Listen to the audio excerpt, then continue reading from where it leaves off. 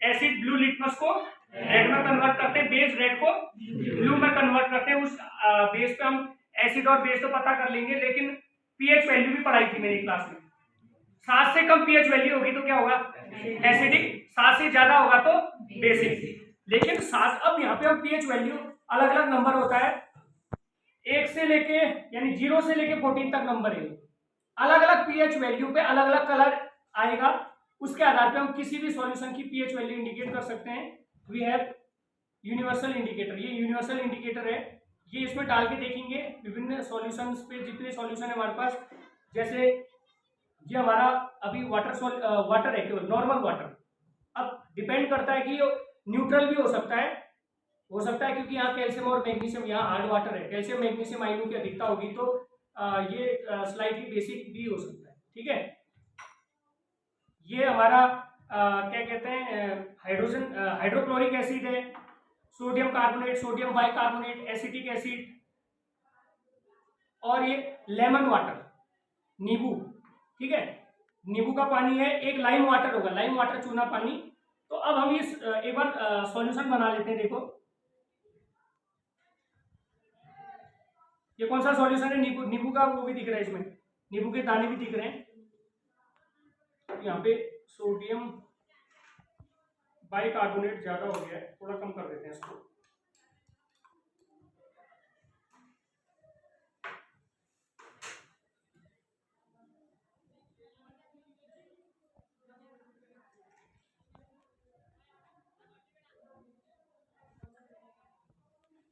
क्या है, लाइम।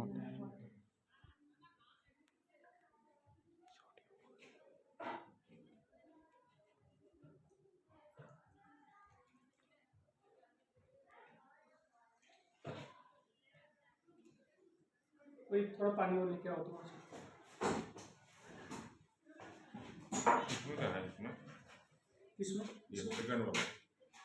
इसमें हाइड्रोक्लोरिक एसिड होगा, इसमें बाइकार्बोनेट, एक में सोडियम कार्बोनेट है, एक सोडियम बाइकार्बोनेट। सोडियम बाइकार्बोनेट तो ये है यूनिवर्सल इंडिकेटर, ये ग्रीनिश कलर का है।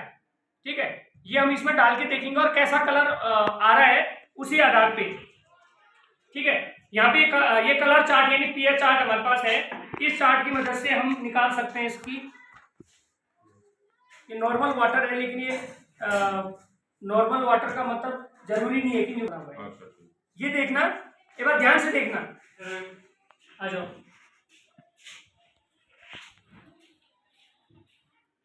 ये ग्रीन कलर का है, और ना इतने पीछे बैठे, एक बार आगे आ जाओ। हल्के ग्रीन कलर का है, और इसका जो कलर आ रहा है, एक काम करते हैं इसको ताकि यहाँ लड़कियों को भी दिख जाए ये कलर, और मैच करके तुम खुद ही बताओगे, इसको देख के तुम लोग खुद बताओगे इसका पीएच वैल्यू कितना है। हम अभी केवल कलर टेस्ट कर रहे हैं, देखो कलर यूनिवर्सल इंडिकेटर डाल के।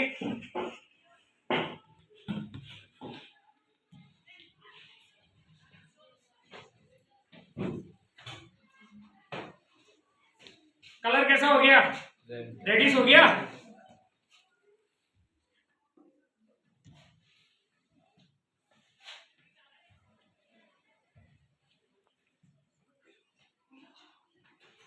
कैसा कलर हो गया, ग्रीन। अब यही इसमें भी डालना, इसमें भी डालना, देखो कलर में इतना फर्क आ गया। बैगनी। कैसा आ गया, कैसा कलर हो गया, पर्पल कलर हुआ। लेकिन ये दोनों कलर एक जैसे हैं, लेकिन कलर में डिफरेंस है, देख लो। कलर में डिफरेंस इसमें है, इवन ना, यहाँ क्लोज आ जाओ, इधर आ जाओ, देख लो कलर डिफरेंस देखो।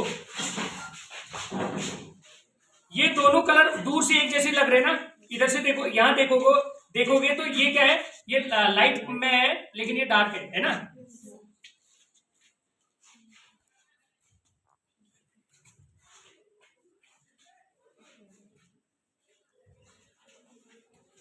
ये कलर आ रहा है। अब इससे क्या इंडिकेट कर सकते हो, अब देखो पीएच पेपर पकड़ो, पीएच स्केल, यहां देखना, बेसिक मीडियम जहां से स्टार्ट हो रहा है ग्रीन कलर से ब्लू, इंडिगो, वॉयलेट इस कलर की ओर जा रहा है, तो उसको सेपरेट करते हैं। तो बताओ बेसिक वाले कौन से हैं? और रेड हो गया, येलो हो गया, और हल्का सा जो धानी कलर हम कहते हैं ना, ये कलर कौन सा है? एसिडिक है। तो एसिडिक वाले में हम किस किस को रख सकते हैं? देखो ये वाला सॉल्यूशन हल्का सा आ रहा है ना, अभी पीएच स्केल चेक कर लेंगे। और कौन सा है? रेड, ये भी बेसिक होगा ना, सॉरी एसिडिक होगा। ये भी कैसा होगा? एसिडिक है। ये तीनों एसिडिक है। ये न्यूट्रल भी हो सकता है क्योंकि कलर लगभग ऐसा ही है ना। कौन सा? ये तीन तो हो गए ना, ये तीन एसिडिक हो गए। ये जो चौथा है, अभी इसका पीएच वैल्यू चेक करेंगे वाटर का ना, कितना आ रहा है पीएच वैल्यू। इस चार्ट को देख लेंगे, क्योंकि कलर इसका खुद ग्रीनिश होता है ना, इसका कलर खुद ग्रीनिश है, तो पिगमेंटेशन तो कुछ होगा ही, थोड़ा कलर आएगा ही। लेकिन हम डायरेक्टली देख सकते हैं कि अब कलर देखो कि ये तीनों कलर में डिफरेंस अगर देखोगे कि ये रेड है, तीनों रेड है, लेकिन रेड में भी यहाँ पे डिफ्रेंसिएशन है कि कहीं पे पिंकिश हो जा रहा है, कहीं पे ऑरेंज कलर का हो जा रहा है, कहीं पे डार्क रेड है।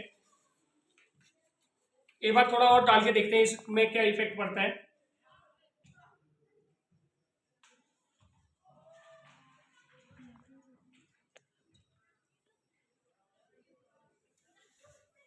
रेड वाले रेडी रहे।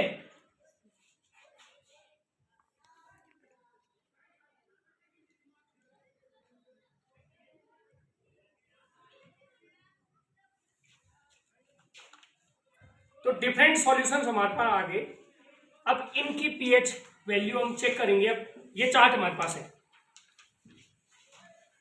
चार्ट यहाँ पे है।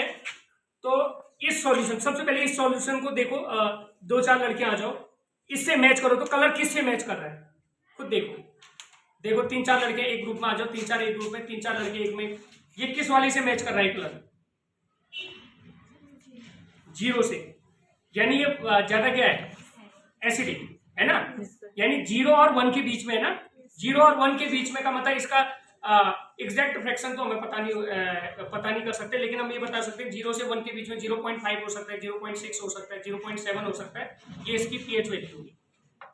और इस वाले की ये हल्का सा इससे क्या है? डिम है ना, इसका मतलब इसकी पीएच वैल्यू कितनी होगी? इस वाले की कितनी होगी? इसकी 1। इस वाले की चेक करो,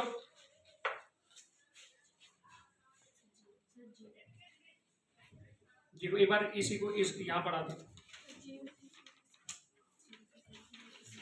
इन तीनों सॉल्यूशन को ना दूर से देखने में अलग लगता है, एक बार नजदीक आके इसको खुद ऊपर से देख लो कि कलर कैसा आ रहा है।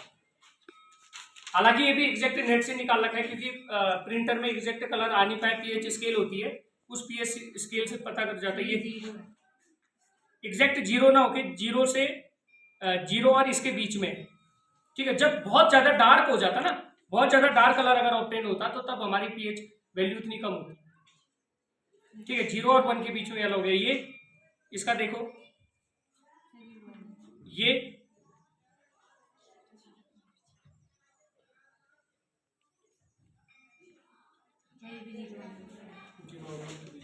अब बॉयज में से आ जाओ, एक बार देखो ये वाले कलर देखो बेसिक में, बॉयज में आ जाओ। तो इधर गौरव, तुम लोग आ जाओ इधर।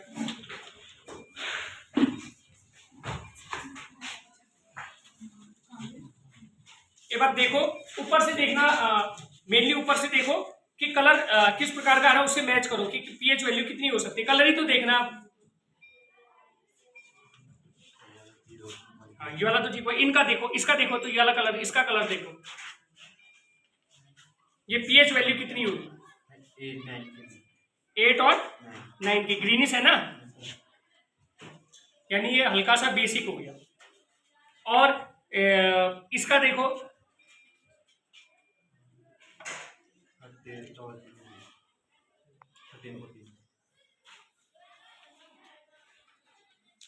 आंखों का भी है यहाँ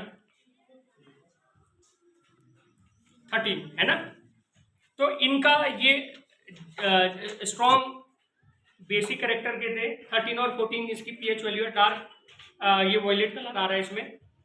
ये भी बेसिक मीडियम का है, और ये दूर से देखोगे तो दूर से देखो कलर एक जगह, अगर नीचे से देखोगे ना एक जैसे ही कलर दिख रहे हैं, लेकिन ऊपर से अगर आके देखोगे ना ये कलर डिफरेंट है ना, दोनों कलर डिफरेंट है। यहाँ पे देखो ये तीनों लाल, वैसे दूर से देखोगे तो एक जैसे लग रहे हैं ना, लेकिन नजदीक आके देखेंगे तो एक ज्यादा डार्क लग रहा है, ये थोड़ा उससे लाइट है, ये सबसे लाइट हो गया। तो इस हिसाब से हम क्या होगा कि पीएच बहुत ईजी है। अगर तुम्हें ये स्केल मिल जाए, तुम्हें यूनिवर्सल इंडिकेटर डालना है, कोई भी सॉल्यूशन हो, यूनिवर्सल इंडिकेटर डाल के इसमें चेक करना है कि कलर किससे मैच कर रहा है, वही उसका पीएच वैल्यू है ना जी। आ गया समझ में? चलो ठीक। अगर हम देखते हैं ये कैसा, ये एसिडिक मीडियम था ना, ये एसिडिक मीडियम में एक ट्रे थी, यहाँ पे देखो ट्रे में, इसे तो पकड़ नहीं सकता, इसमें अगर सोडियम कलर पे क्या इफेक्ट पड़ता है, अगर इसमें सोडियम कार्बोनेट मिलाते हैं तो सोडियम कार्बोनेट इज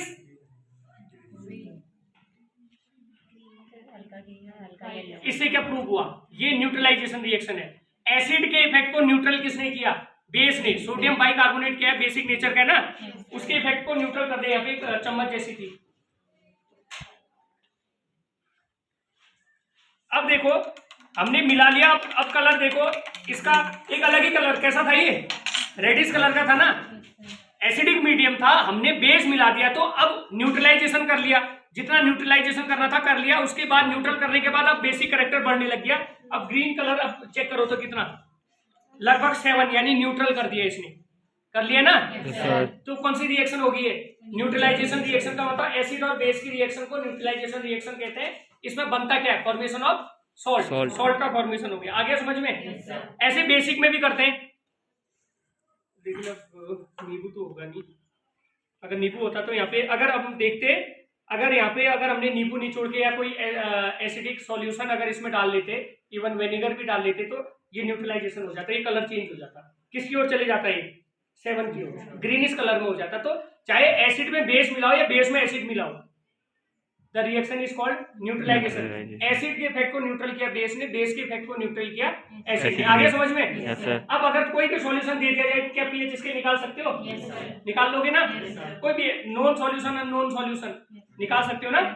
तो बहुत इजी है, लेकिन याद रख लेना कि एसिड, अगर लिटमस की बात करेंगे तो एसिड क्या करेगा, लिटमस को ब्लू टू रेड कन्वर्ट करेगा, बेस क्या कर देगा, रेड टू ब्लू कन्वर्ट कर लेगा। लेकिन कलर चेंजेस के साथ साथ डिफरेंट पीएच वैल्यू पर अलग अलग कलर आते हैं, उस कलर को हम पीएच स्केल की मदद से आसानी से इसकी पीएच वैल्यू निकाल सकते हैं। आगे ना समझ में? ठीक है।